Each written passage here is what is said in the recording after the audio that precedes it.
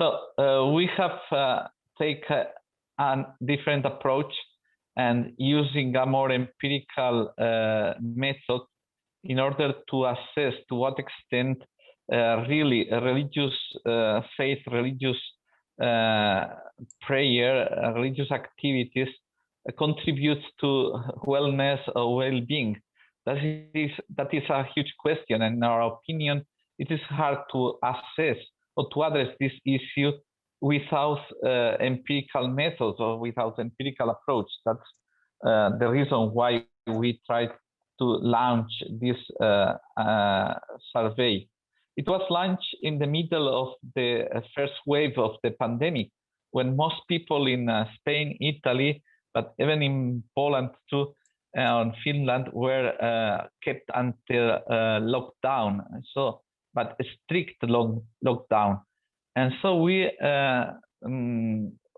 decided, this group of researchers belonging to the Society for Empirical Research in Theology, or the ISER, and with the support of my own university, Antonianum University in Rome, where I'm now staying and talking, to undertake this survey. We designed a complex instrument of 68 items plus the few demographic data, and translated this instrument composed by these scales we will describe into English, Spanish, Italian, Finnish, and Polish, as you can imagine. So we got data from people from Finland, Spain, Poland, and Italy. And yeah, the aims or the objectives or the questions we were trying to ascertain or to address were the importance of religion and spiritual life, 24 items, or on a scale of 24 items, possible religious explanations of the ongoing pandemic. You know that for many people the pandemic was perceived as divine punishment or divine judgment. For others was an opportunity for conversion or an opportunity to think about one's own life. Empathy and compassion, a simple scale of 4 items. Sources of meaning and life, especially in this stressful time, 19 items. And a short scale of religious coping during this period of 4 items. You know that the complete Pergament scale on religious coping is composed of about 100 items. So we just kept 4 items about religious coping.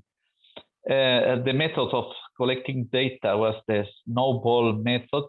So we, each of us was asking his or her own contacts and inviting her or his own contacts to distribute or to invite or to involve other people or their own contacts. Being in lockdown, no other approach was possible. So we collected 1,178 responses or cases. It's a quite significant sample, but you will see in the next slide that sometimes it's not this next, but the questions were, to what extent can religious, the former slide, to what extent religious commitment be related to coping strategies, to prosocial attitudes, whether it constitutes a source of meaning, how religion is related to meaning in difficult circumstances, and making sense of negative events. And especially for us, it was important to assess to what extent religious commitment expressed through attendance to religious services or attendance to Mass was related with these capabilities or these abilities to address problems of meaning and loneliness and stress during the pandemic lockdown. So the next one, how people in confinement or lockdown found meaning and the role of faith in these unique circumstances, how did people explore this emergency situation, how did people deal with this difficult situation, and so how, yeah, please, the next one. And yeah, you can see that this way to collect data gave very uneven results. Indeed, 68, almost two-thirds of, no, more than two-thirds of the sample was composed by women. So women were more able or more willing to answer the questionnaire. Then another uneven is that given that the starting point and the contacts were related to theologians or theology professors, 38% attended very often or quite often Mass every Sunday, every week. Or it's quite interesting too that 74% of people were higher education degrees, and yes, and a quite low figure were among those who never attend Mass, 19%. So the sample is not exactly representative of what is taking place around us in Western Europe or in the countries where the sample was collected. But yeah, the age was well represented, quite representative. But yeah, I leave the results to my colleague Berenika. She will present better this what's going on with this research. Yes, thank you, and I'm happy to be here, and I will briefly present these results of our survey.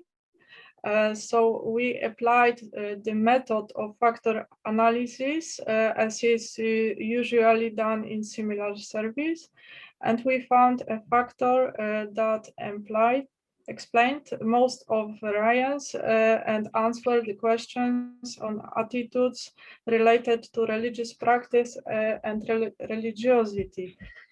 And here, in our analysis, we found that the items listed next are very strongly correlated, and we pointed to item 11, I attend Mass or other religious ceremonies, as a center of our presentation and our survey, and which is clearly related to the other survey items.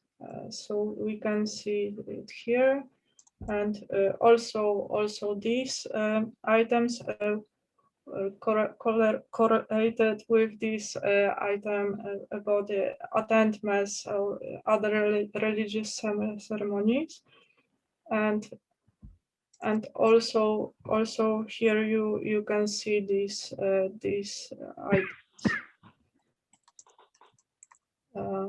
I want to take a time to read it, and here we also want to show that those who declared to attend Mass at the same time indicated very high marks in these following items.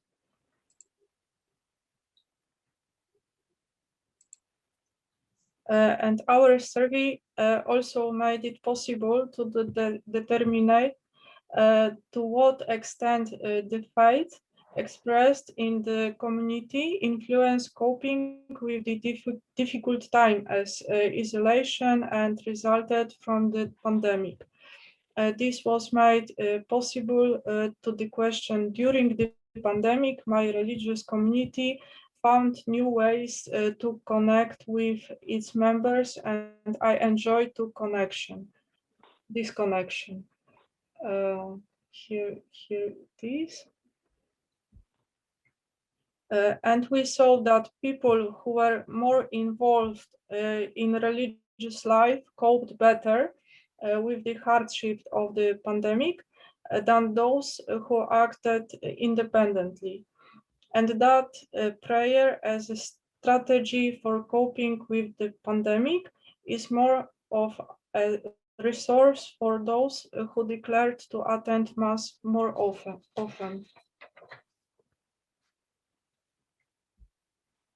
And here, in terms of prosocial behaviors, our survey was based on the 4 items listed here. Specifically, the first was highlighted. One of the things that makes the most sense in my life is helping other people, because it is more strongly correlated with the item of mass attendance, while the other 3 are not correlated. But this does not mean that people who attend Mass are less empathetic. But this attitude does not matter for empathetic feelings. Believers and non-believers may feel a similar sense of empathy quite high in our sample. This indicates that those who attend Mass more often are more identified with the idea of helping others as a source of meaning. And in terms of meaning in life, our data did not show very strongly correlations, which does also not mean that those involved in religious practices do not feel meaning in their lives, but rather that the meaningful life can be achieved by both believers and not believers. We did, however, find significant differences within the factor on meaningfulness in inner life between religious and non-religious persons, but also spiritual persons, although not declaring an affiliation to a particular religion. And it is likely that meaning in life depends on more variables, and not only on faith and religious commitment, which appeared in our study as an important measure in coping in times of great uncertainty and crisis such as current pandemic.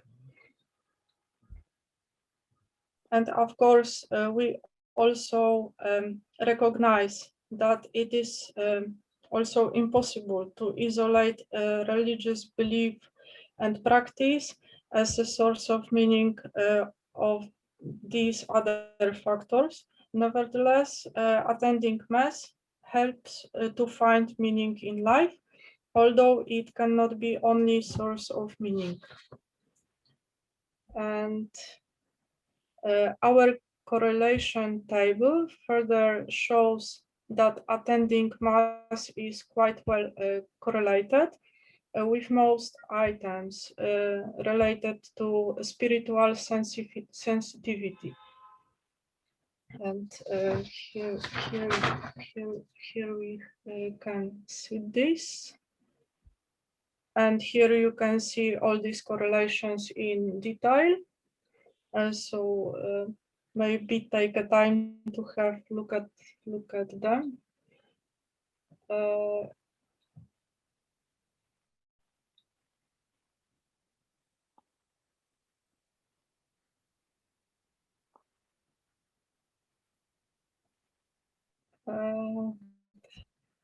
And the results of our survey can therefore be understood and as confirming that religious people in the traditional sense who frequently attend Mass are not less spiritual, but on the contrary, they are more spiritual, essentially when this spiritual life is understood in a manner similar to their Christian faith. And the last slide, we published our results of our survey and they are available in publication from April this year in the European Journal of Science and Theology. So thank you very much.